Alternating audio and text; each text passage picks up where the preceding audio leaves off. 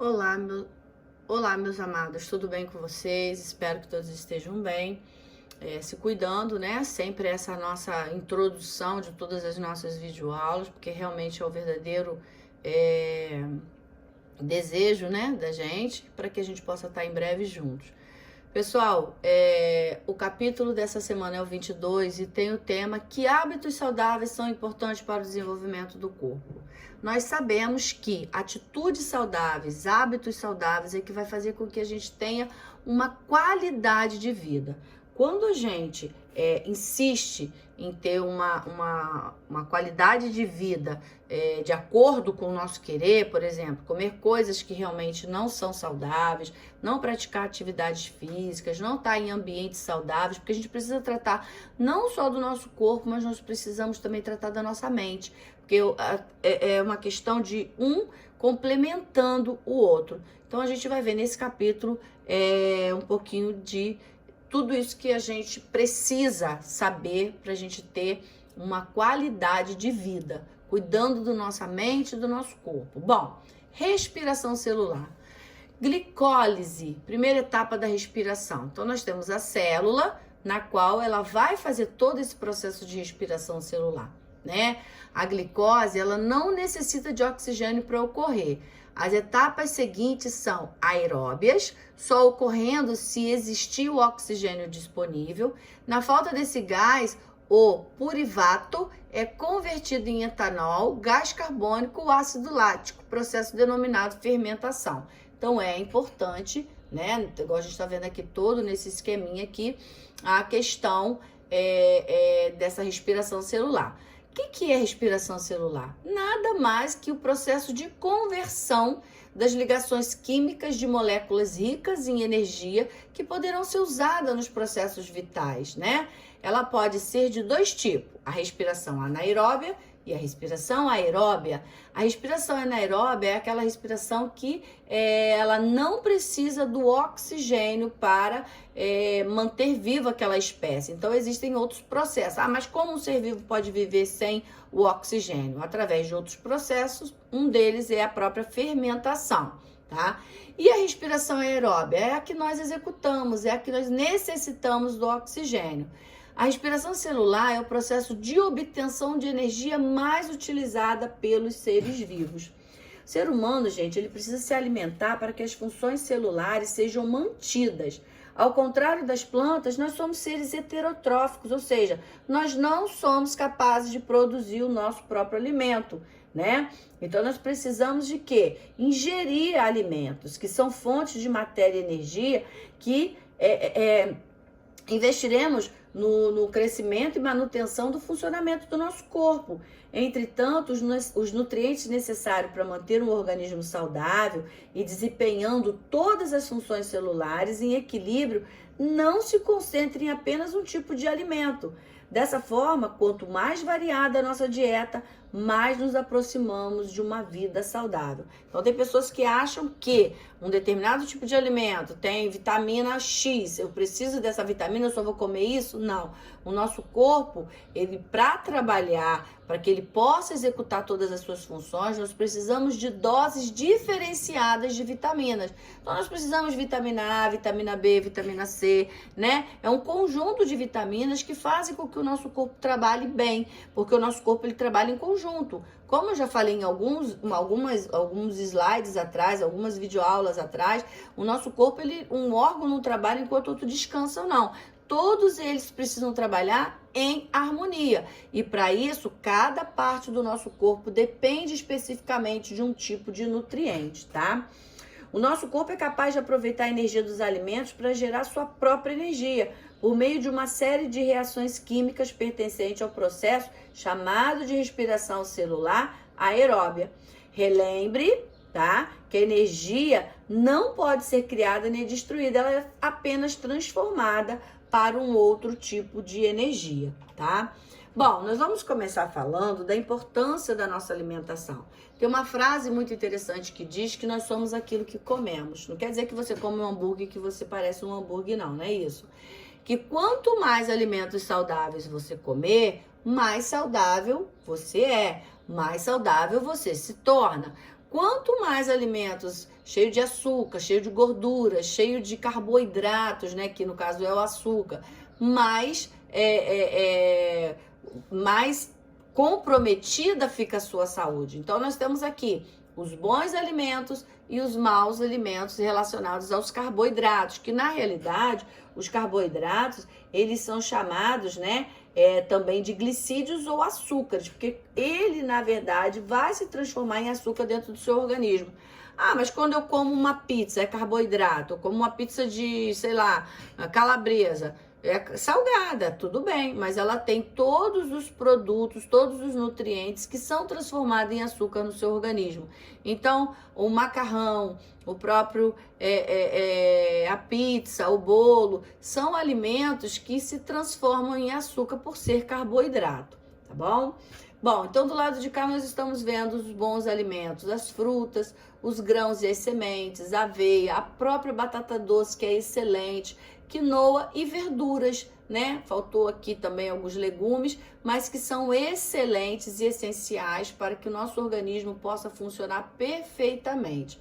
Isso não quer dizer, gente, que lá uma vez ou outra a gente abra a mão e acabe comendo um chocolate, bebendo um pouquinho de refrigerante. O que a gente não pode fazer é desses alimentos que são chamados de ruins, de uma certa forma, ruins quando você come em excesso, o alimento primordial para a sua vida, porque aí está errado, né? Você não pode de forma nenhuma comer um montão de chocolate, um montão de macarrão, um montão de refrigerante, de bolo, de pão branco, porque tudo isso vai se converter no teu organismo em forma de açúcar.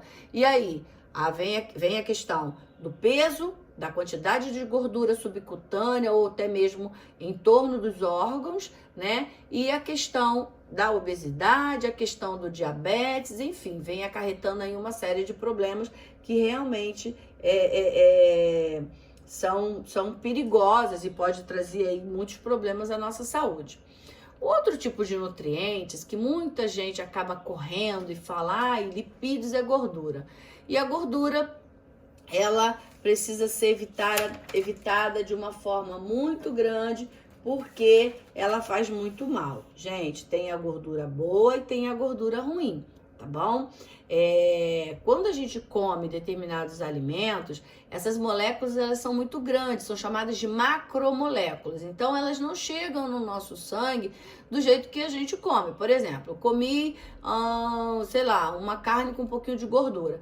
Essa gordura, por mais que eu mastigue, por mais que o meu estômago com os ácidos dele tente quebrar em micromoléculas, ela não consegue, né? Então, eu preciso de ajuda do meu organismo para transformar essas macromoléculas em moléculas cada vez menores para chegar até o nosso sangue, porque na verdade os lipídios são gorduras, mas eles são importantes como fonte de energia também.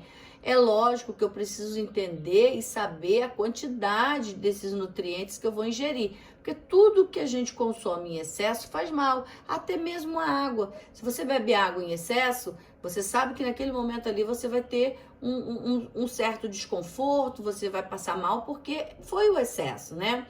Então aqui nós temos lipídios, são moléculas orgânicas importantes para os seres vivos e que funcionam como reserva energética, isolante térmico e impermeabilizante, entre outras funções.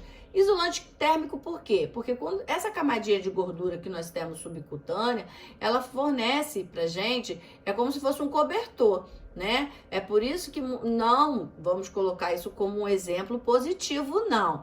Não que uma pessoa que seja acima do peso, uma pessoa que esteja que seja obesa ou que esteja muito acima do peso, ela, beleza, ela tem esse isolante térmico, ela não vai sentir frio, tá? Ela realmente, as pessoas que são mais gordinhas, elas não sentem frio como uma pessoa mais magrinha que tem uma camada de gordura menor, mas isso não é vantagem nenhuma, porque junto dessa gordura vem o colesterol alto, vem uma série de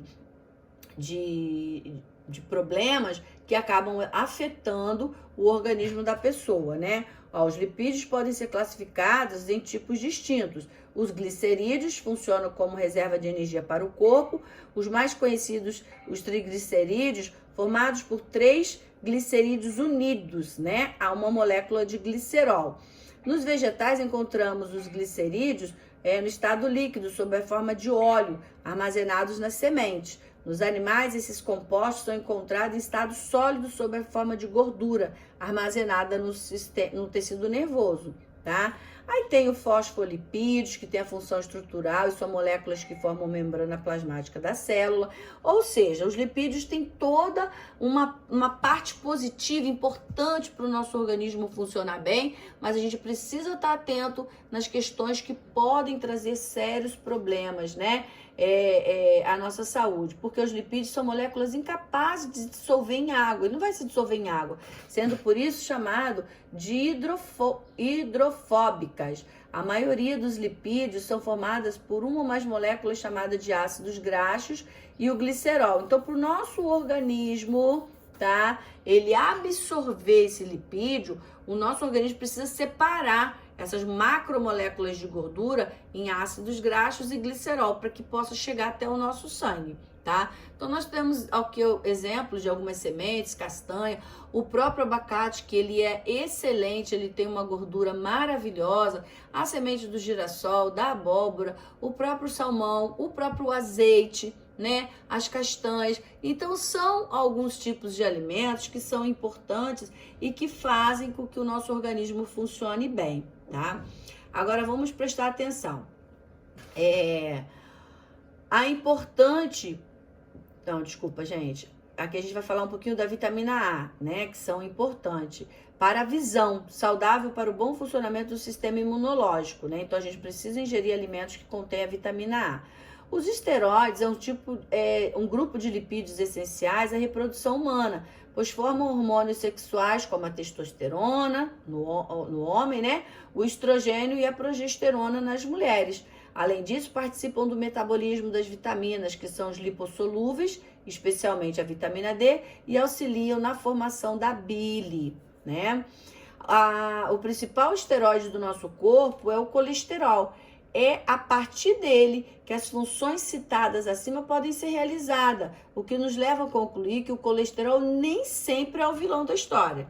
Obtemos o colesterol de duas formas distintas, pela via endógena, ou seja, produzida pelo fígado, e pela via exógena, proveniente da alimentação.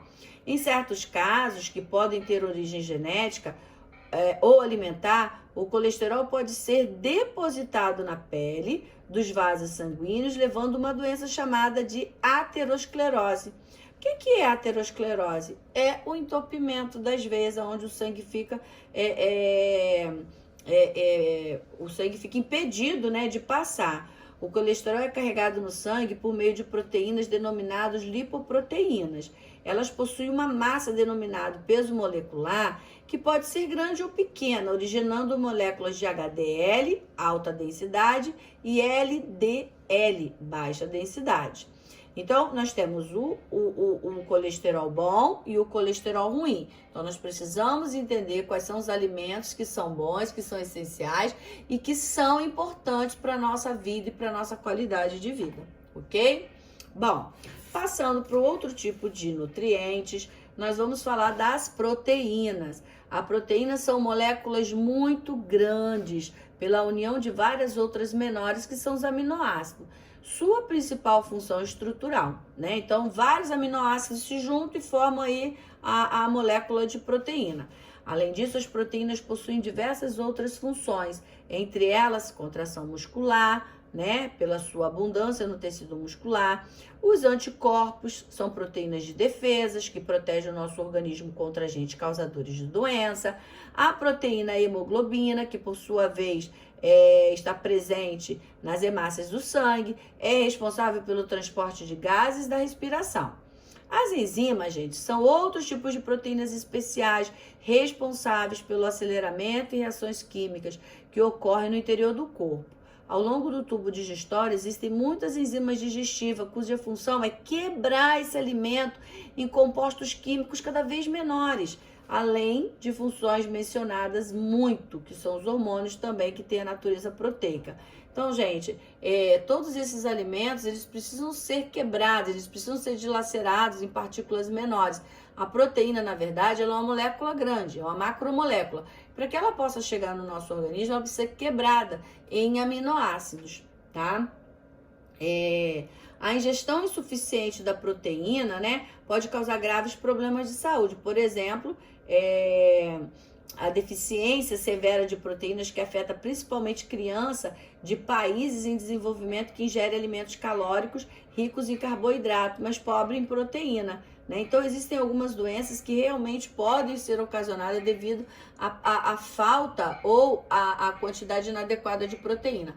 Onde a gente pode encontrar? A gente pode encontrar proteína tanto em origem vegetal quanto animal. Então, nós temos carne, peixe, ovos, alguns legumes, algumas verduras, que são importantes fontes de proteínas e que acabam ajudando no bom funcionamento do nosso organismo, ok?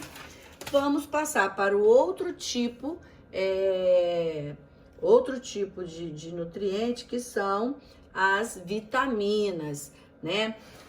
São vitaminas diversos. Sem as vitaminas, diversos órgãos do nosso corpo podem ter o seu funcionamento prejudicado, acarretando o adoecimento do corpo. Isso faz com que as vitaminas assumam a função reguladora, pois controla e regula as atividades celulares. Por isso, as vitaminas são necessárias em baixas concentrações, pois em níveis altos podem se tornar prejudiciais ao funcionamento do órgão.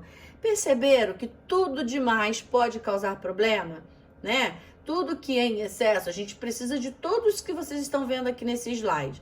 Vitamina A, B1, B2, B6, B9, 12, C, D, E, K, Q e a vitamina F, né? E a vitamina A. Então, todas essas vitaminas, elas são importantes, porque todas elas vão atuar numa parte específica do nosso corpo, né? Transporte de alguma substância,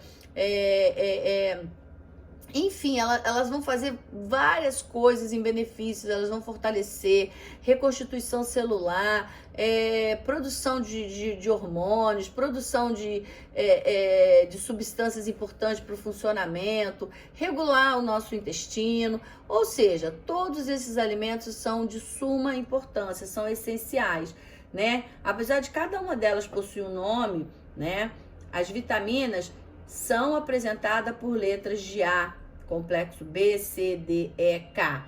As vitaminas podem ser de dois tipos: lipossolúveis, que são A, D, E e K, ou hidrossolúveis, complexo B e C. As lipossolúveis dissolvem na gordura do corpo, permanecendo armazenada no tecido adiposo e também no fígado.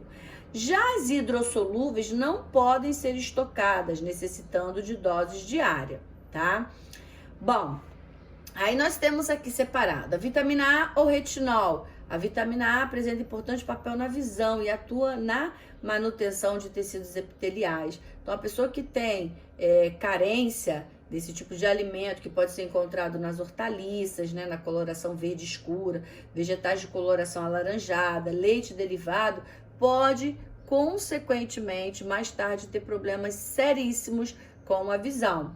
Tem a vitamina D ou calciferol. Ela participa na absorção intestinal do cálcio. Ela é fundamental para que o bebê possa absorver o cálcio presente no leite materno para formar o seu esqueleto. Os idosos mais propensos à osteoporose também precisam dessa vitamina.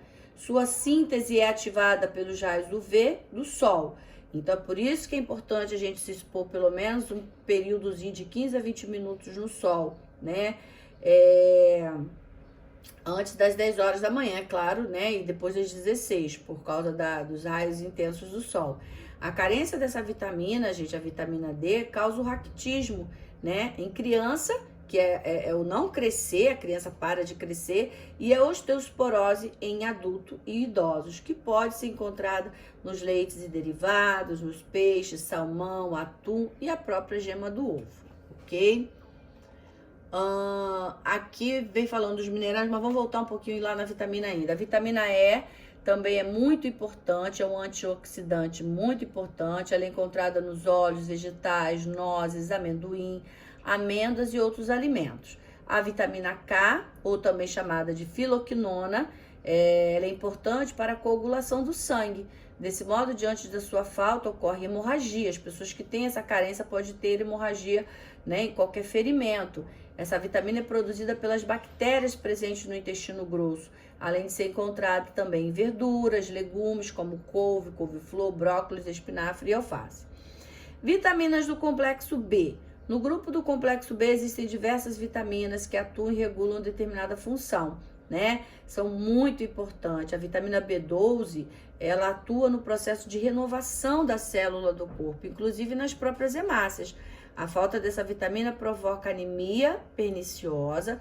As vitaminas do complexo B podem ser encontradas nesses seguintes alimentos: fígado, carne de porco, legumes e verduras, diversos grãos, leites e derivados de ossos.